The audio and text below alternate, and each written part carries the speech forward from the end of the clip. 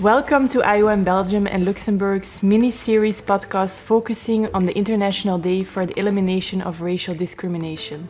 Today's guests are Willeke and Nian Shama, who both work at Hand in Hand VZW, a socio-cultural organization that aims to eradicate structural racism in Belgium through motivating and supporting local action and partnering on a national level. So thank you for being here. Let's dive right in. Firstly, what's the mission of Hand in Hand VZW? What does the title mean? First of all, thanks for inviting us on this very important topic.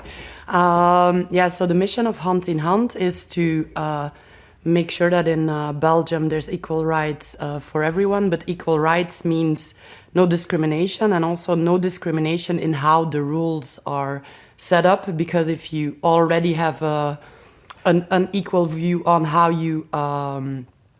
you make rules, that means that the rules might be enforced in a way that are unequal just because the structure behind it and the idea behind it is set up in a wrong way. Also, we work on structural racism, so a lot of times people have examples of like very outspoken racism on an interpersonal level.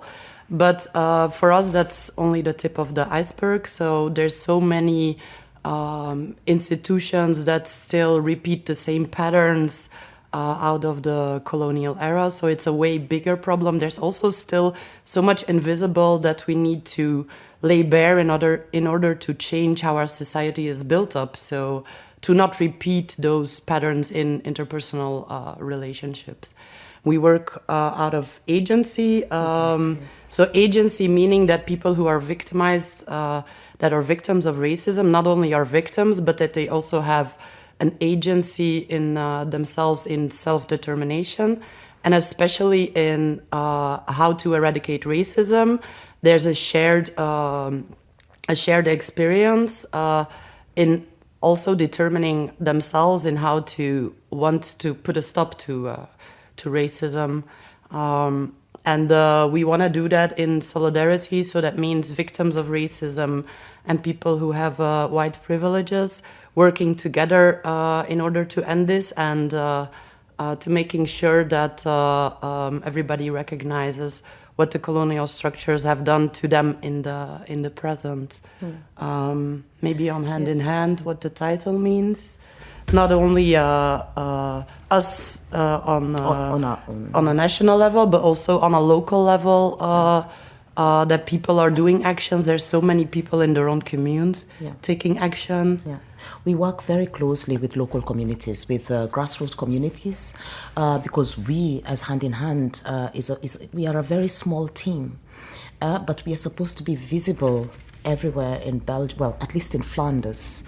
But we cannot do this alone. So we work hand in hand with the local communities. We support them in their actions. We provide them with the expertise. We provide them with the materials that they need. We assist them when it comes to organizing events by maybe contacting Sabam and showing them what they need to make sure that they have the right documentation, like, for example, certification from the police or the commune to organize a public event. If I can just pick on what Willeke said about involving everybody, both the targets of racism as well as those who are in a privileged position, we feel that as actually in this day and age, everybody is affected by racism in a way. We have become a super diverse. We are not just diverse. We are a super diverse society, which means that we don't have. In some communities, we don't have a single majority. Cluster of people, but we have several clusters of minorities that form a society.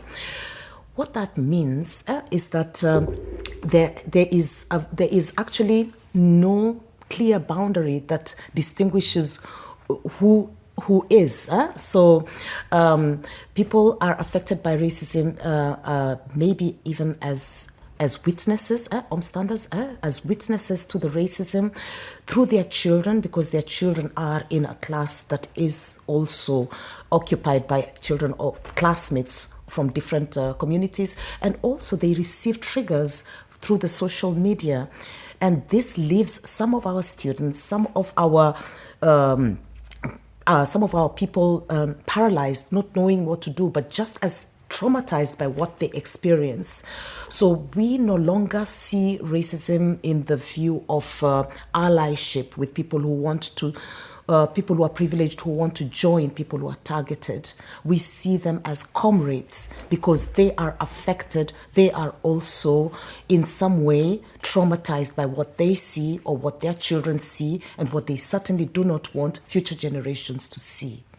Thank you for this very clear explanation of your mission and what your organization means.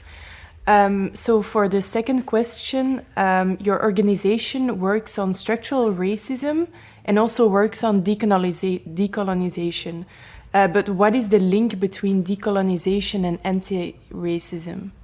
When people talk about decolonization, they often think about the geopolitical aspect of colonization, the cessation of the colonial rule.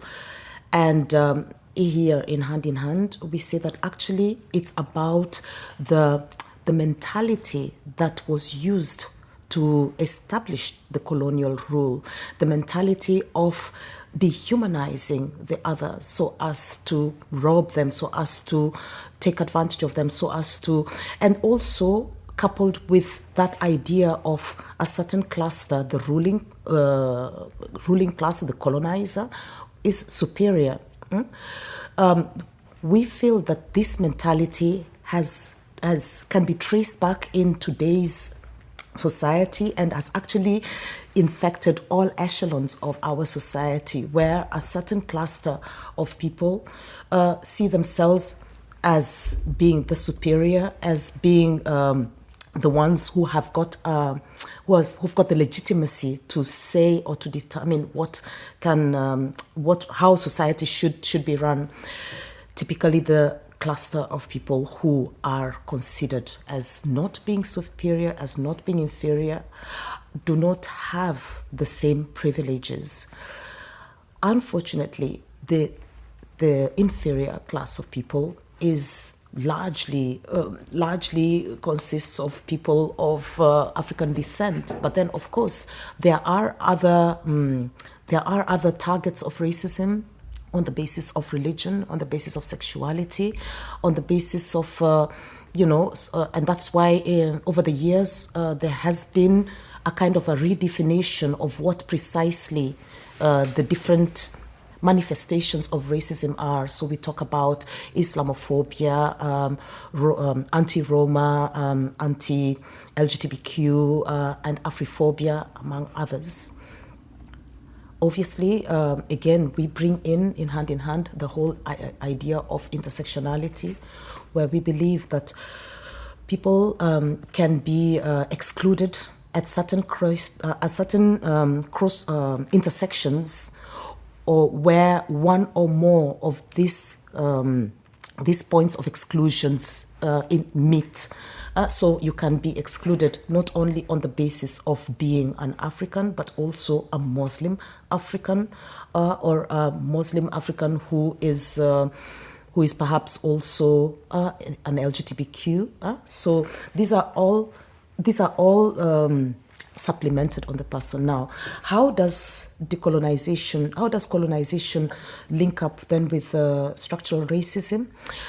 We feel that that whole mentality of excluding the other on the basis that I just told you finds itself also in our education, in our employment, even in our health sector, our housing sector, where people consciously or subconsciously are automatically at a disadvantage in comparison with people who are members of that culture that perceives itself as being superior. It doesn't matter whether they are poor, it doesn't matter whether they are crippled, it doesn't matter whether they have other specific difficulties. but the fact that they are considered members of the superior class of people puts them automatically at an advantage. And this is something that we do not accept in hand. We feel that everybody has a right to equitable treatment. We consciously do not use equality because equal does not cover that equitability. It has to be fair on all levels. We consider also that there has to be a consideration of the vacuum that is created by all those years of exclusion. So we take that into consideration, which is why we are not directly supporting, for example, a quota system or unconscious bias or diversity or an inclusion policy as a solution if it does not also consider the agency of the excluded person, if it does not also consider the fact that they have suffered so many years of exclusion means that they are not on the same level when it comes to qualifications, when it comes to training, when it comes to even self-awareness and self-actualization. And so it's not possible to put them in a position just to fill in a quota without compromising their meritocracy, without compromising their agency. So we feel that all this needs to be taken into consideration. Yeah, I think Nyanchama said a lot. Maybe I'll just complement with some examples. What Nyanchama was referring to with like the end of the territorial colonization. That's what most people understand with decolonization, the independence of the territories that were colonized. In a free trade economy, what people continuously repeat, that would not have been possible, because if everything moves free and if everyone moves free, then you would constantly have like an equalizer. But here you have a system that prevents people from moving just based on the place where they're coming. And in general, it's from former, a system that is inherited from former colonies. And on top of that, what Nyanchama was saying, in many ideas that are like repeated as normative, where like some knowledge is valued more than other knowledge, some knowledge is seen as objective. A very good example of this is during the COVID crisis, there was research in different parts of the world. For example, in Mid-Africa, there were some research laboratories that did research also on finding a solution. The WHO supports that. Everybody's the WHO, World Health Organization, says we're gonna find a solution together. Only biggest problem is the research methods require a lot of money to do different research phases. And why is research not validated in other parts of the world? Not because it's not valid solutions, but because the research frame that is set in order to globalize and to accept and to standardize is the Western method, which costs so much money that is not invested and that is not provided. Okay, thank you for this explanation. So going further on decolonization, can you tell me more about your campaigns and specifically the new campaign that you have called Decolonization 2.0? Yeah, so what we said already, I think certainly during the COVID pandemic, when there was a massive visualization of the urgency of the problem during the Black Lives Matter protest. I think the concept of decolonization is known a little in society. It starts to be known that it's not only about the, as we said, territorial decolonization, but still our new campaign will be about trying again to broaden the concept, to show the structurality and to keep the urgency on that concept going. Also to start making people learn even better what our history is. So the learning our our history, learning what the structural problems in our society are, because if certain truths are hidden, then you cannot unlearn and stop your patterns and your behaviors. That before you can start thinking about relearning. So the broadness of the concept is the first focus of the campaign, and then we have certain themes where we will focus on, amongst others, the labor market, because labor is a vital part of providing in people's needs to structure other parts of their life. Our whole society is very much focused on money, and money is a resource to make other parts of your life work and to make sure that you can execute other parts of your life. But if you're denied the access to labor market, if you're denied to be yourself, once you enter an organization, if you're denied to be yourself to the fullest, if you are not visible in certain parts of business in society, in certain layers, like the higher up in an organization you go, the less diversity there is, the less acceptance of differences. And that is all because we have a certain idea of what it means in terms of quality, in terms of required skills, the way we value diplomas. So labor market will be for sure one of the themes where we work on in the future. Then also the heritage. There's a big part of the public which is also through the actuality known with the material heritage.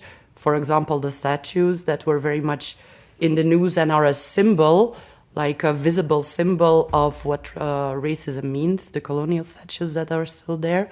But apart from that, you have a lot of ideas, the immaterial heritage, the traditions that we have that repeat patterns, exclude people, while everybody's asking for a society where we are all together. If we exclude in the way that we do things people to participate, then it's not even possible to live those traditions together and to build our society, to build new patterns together.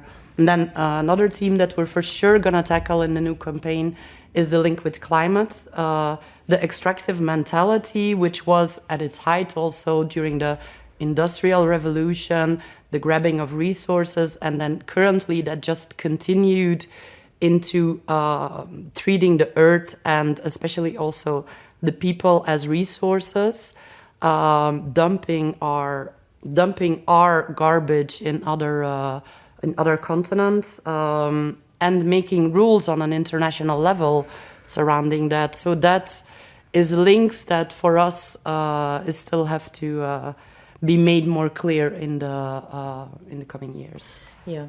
No, absolutely. I mean, if I can just, my colleague Bilike has explained it absolutely perfectly about our campaigns, but I just wanted to take a step back on what she brought up earlier about the illusion. And this is actually the strength of that colonial mentality, because the colonizers used propaganda, used brainwashing to promote their idea that the other is less, or to dehumanize the other. But they also used the same propaganda here amongst their own people to give that illusion that they are superior, to give that illusion that it is their right to lord over the other, and that, it is their privilege to occupy certain positions with respect to the other. And it is precisely this illusion that we are daring to kind of diffuse. We are trying to bust this bubble and show people, because many people have sat in that comfort zone that they are privileged without even thinking about it. It is just taken for granted. And we are telling them, no, you need to look into it and question where that lie comes from. Are you truly that privileged, and how can you then counter the factors or the fallacy of your so-called superiority?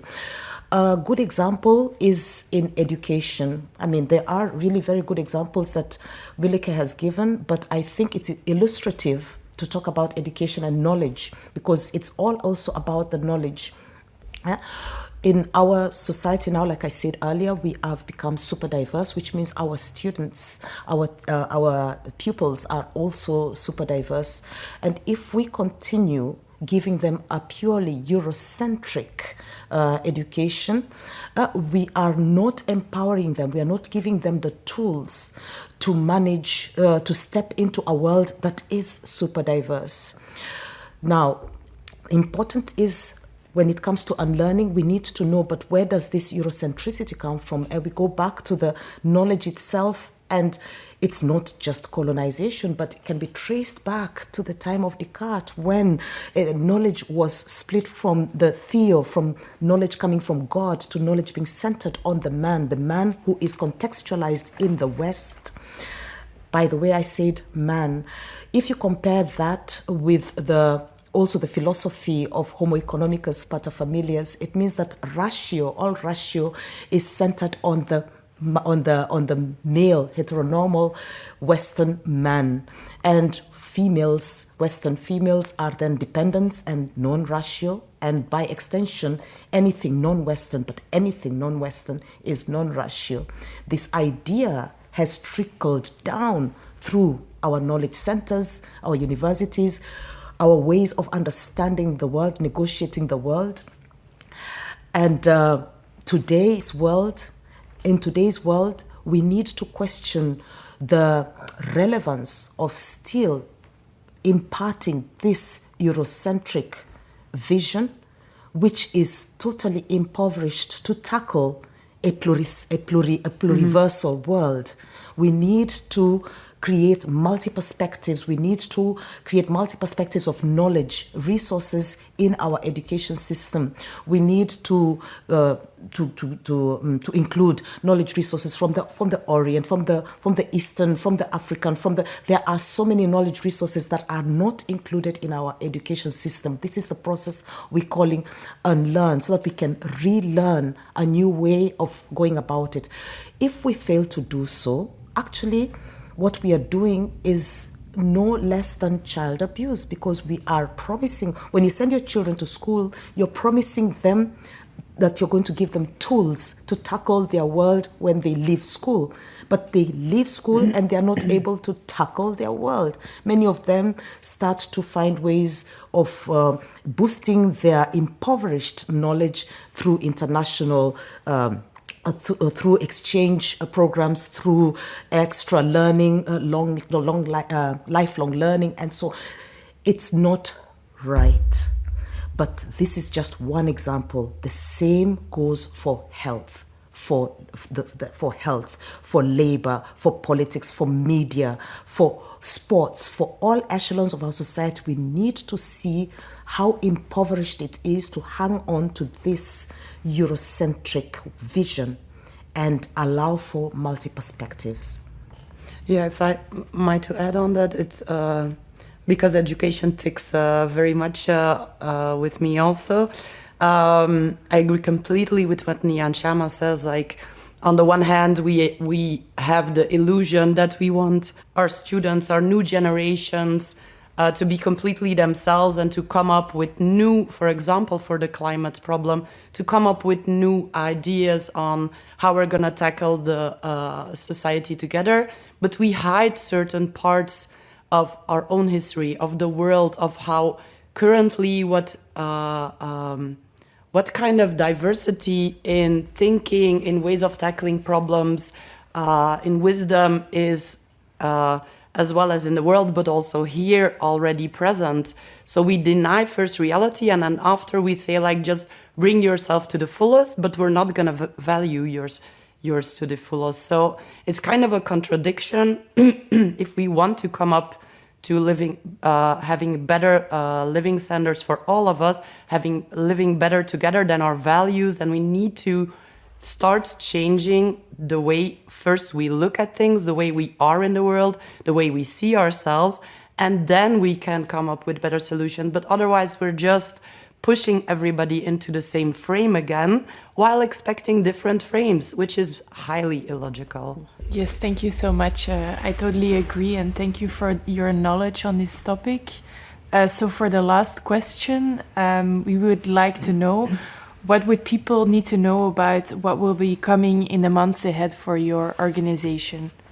Yeah, so we just launched a campaign. Actually, launching for us means also that in the past months we have done already consultation of our partners, and we're continuously having these conversations, because part of the process of decolonization and to adding voices is not to add voices as a window dressing, but to constantly try to reach out before you finalize objectives. So in that way, we came to the teams, and we're already consulting partners to see who fits, like who in which plans do we fit, and also like where you can find a match, how you can lift each other up before you make an end goal. Because usually what happens is that there's already actionable end goals, and then people get involved. That is a big part of the problem, actually.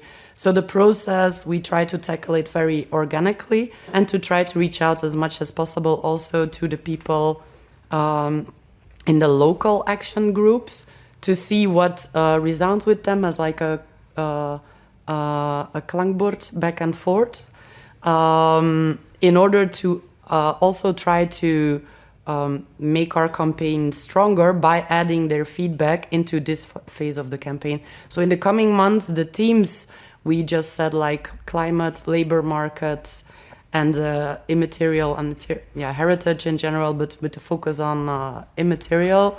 We will launch those, and we ask continuously for people to reach out and to add their expertise. So the more specifics, they will be added to our e-signs, and through our website anti/racism.be, where people can follow. That will be before the summer, where you will find specific information. We in Hand are very much aware of, over the years, because like personally, I have been an activist for more than 30 years.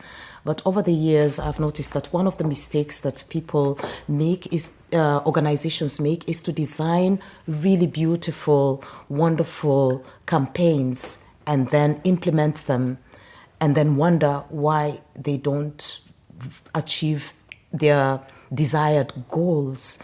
It's the same approach, or the same methodology that is used in development work, where all these beautiful development goals are designed in the West and then just implemented because they're beautiful. All the experts have worked on it, and then they implement them, and then they don't work. And they ask themselves, why don't they work?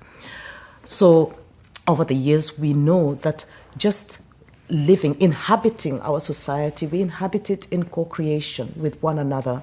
We reflect upon our politics, our media, in co-creation with one another. We co-constitute one another, which is why we feel that even with a campaign, we need to work in co-creation with the society, so that it resonates with their needs, so that they have a say in what is being decided, so that it just doesn't fall on their laps as a done deal. Like, okay, this is what we have done. We've consulted experts, and this is what we want you to participate in.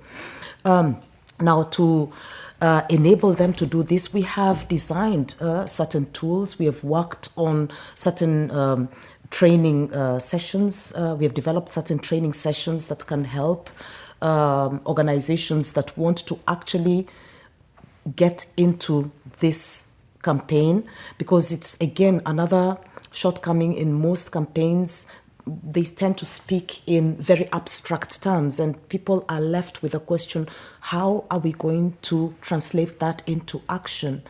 So we've done the due diligence and done the research. We've done the due diligence and consulted, and are in constant consultation, because that's the consultation is going to be ongoing throughout this.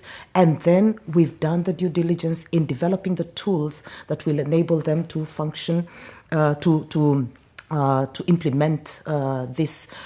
Besides that, we are also constantly working on terminologies because we believe that largely the terminologies frame the context. I don't know if you notice, but we try very much not to use words like victims of racism because we believe there are targets of racism. Among the targets, there are some who get victimized. But there will always be targets of racism. A target has got agency. A target has got a say just as much as a perpetrator. But a victim is one that has then been stripped of that agency, been stripped of that ability to respond.